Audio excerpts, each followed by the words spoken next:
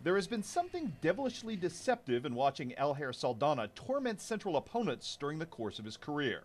Watch him run in isolation, and you see what can only be described as effortless production. Perhaps it's the fact that he's tall and angular and moves about the field with a compact economy of motion, but where most backs tend to be herky-jerky, the Panther senior is uncommonly, for lack of a better term, graceful of approach. Bottom line, there are whole chunks in our video highlight reel where Alger barely looks like he's breaking a sweat or moving. That is until you see him relative to everyone else on the field.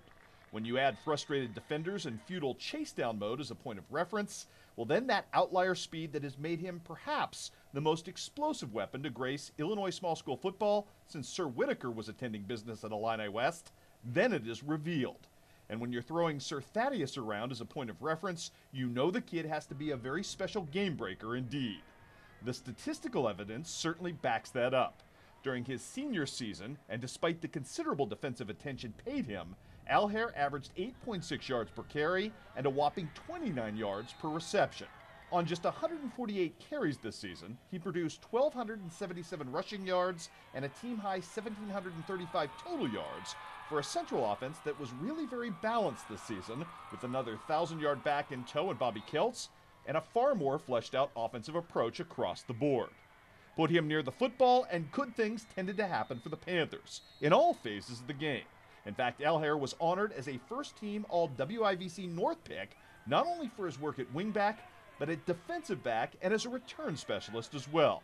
His size and speed made him the perfect enforcer against the pass, and he led the Central secondary with 11 breakups. Alger also emerged as a force against the run, with 72 total tackles. And heaven help the team that decided to punt or kick the football in his direction.